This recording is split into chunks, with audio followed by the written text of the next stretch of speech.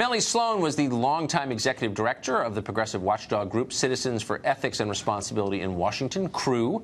She's also a senior advisor at American Oversight and a former federal prosecutor. Before all of that, she was a congressional staffer working on a committee under Congressman John Conyers of Michigan. And while working there, she now says Conyers harassed her. At first, Nancy Pelosi didn't seem to believe that account. Watch.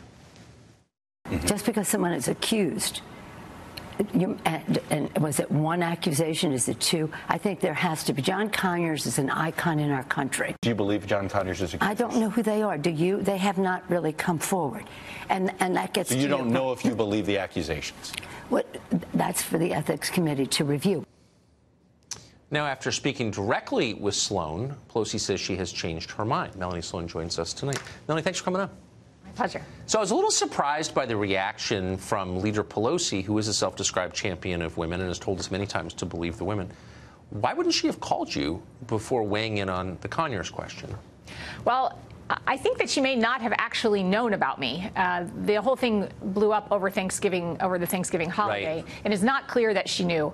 But when she spoke with me yesterday, and we spoke for 45 minutes by phone, she was clear that she believed me, and she also apologized for her statements on Meet the Press. And I think that was big of her. Well, sure. But I mean, she also took a ton of heat for those statements. Absolutely, and including from me. I was very upset about it. I know, and I'm sure you would vote for her. I mean, you agree with her politically, but I think you're in the right on this one. But, you know, she's the ranking Democrat in the Congress. John Conyers kind of reports to her. She's in charge.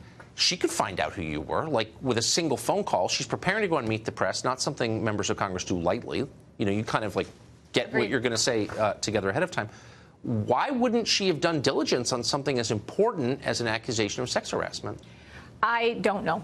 I can't speak for what happened in Nancy Pelosi's office before that. All I can say is I agree with you. It was a terrible performance on Meet the Press. It was very disappointing to me. I reached out to her office that morning, Sunday morning, and said that I was very disappointed. And I also tweeted about it. Not that I have a big following, but I said that I was unhappy about it and that I had come forward. So it was upsetting.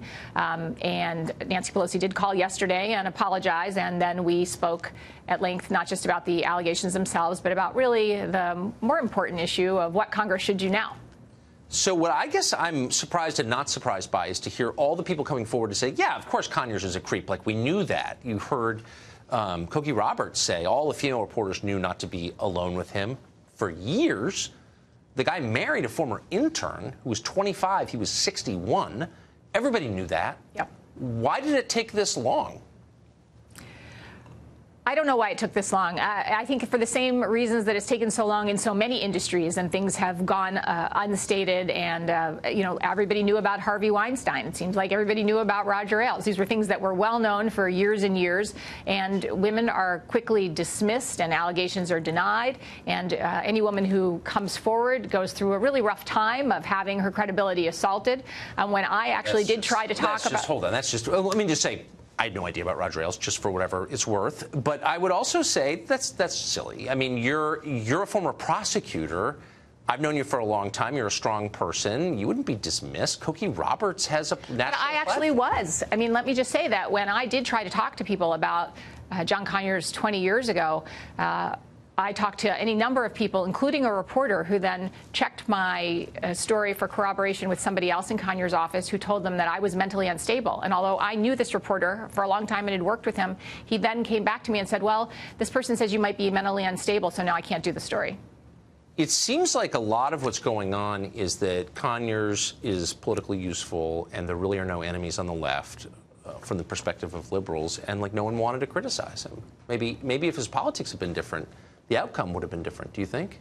Well, it's certainly possible, but I think that people should be slow to throw stones on that account, because I think we're going to see this on both sides. Conyers may be the one we're talking about today, but in the coming weeks, I'm sure there will be others. It's not as if there aren't many members of Congress with these kind of problems. For sure. I actually agree with you. I mean, there are creepy people on all sides. That's for sure. But I just thought Pelosi's response was so telling. She said, he's an icon.